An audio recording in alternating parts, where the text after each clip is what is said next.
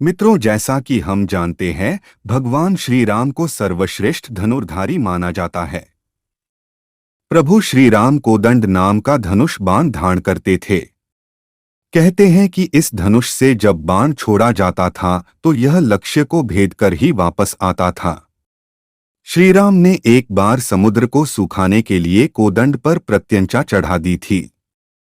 समुद्र के देवता वरुण देव प्रकट हो गए और उनसे प्रार्थना करने लगे थे। बहुत अनुनय और विनय के बाद राम ने अपना तीर तरकश में रख लिया। शत्रुओं की सेना को निकट आते देखकर श्री रामचंद्र जी ने हंसकर कठिन धनुष कोदंड को चढ़ाया। एक बार की बात है कि देवराज इंद्र के पुत्र जयंत ने श्री राम की शक्ति को चुनौती देने के उद्देश्य से अहंकारवश कौवे का रूप धारण किया और सीताजी को पैर में चोंच मारकर लहू बहाकर भागने लगा।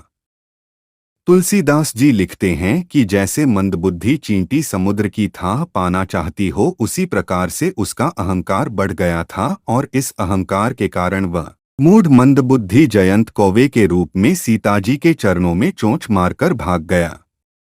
जब रक्त बह चला तो रघुनाथ जी ने जाना और धनुष पर तीर चढ़ाकर संधान किया। अब तो जयंत जान बचाने के लिए भागने लगा। वह अपना असली रूप धरकर पिता इंद्र के पास गया, पर इंद्र ने भी उसे श्रीराम का विरोधी जानकर अपने पास नहीं रखा। तब उसके हृदय में निराशा से भय उत्पन्न हो गया और वह भयभीत होकर भागता फिरा, लेकिन किसी ने भी उसको शरण नहीं दी, क्योंकि राम जी के द्रोही को कौन हाथ लगाए। जब नारद जी ने जयंत को भयभीत और व्याकुल देखा तो उन्होंने कहा कि अब तो तुम्हें प्रभु श्रीराम ही बचा सकते हैं, उन्हीं की शरण में जाओ। तब जयंत ने पुकार कर कहा, हे शरणागत के हितकारी, मेरी रक्षा कीजिए प्रभु श्रीराम। ऐसा भी कहा जाता है कि श्रीराम ने वहीं पड़े एक घास के तिनके को अभिमंत्रित करके छोड़ दिया था, जो बाण बनकर जयंत के पीछे दौड़ा। जयंत अपनी जान बचाने के लिए अपने पिता की शरण में गया तो उन्होंने उसे शरण देने से इनकार कर दिया। तब वह तीनों देवों के पास गया तो उन्होंने कहा कि अब तुम्हें श्रीराम ही बचा सकते हैं, जाओ उनकी शरण में। तब वह श्रीराम कहता हुआ उनकी ओर भागा।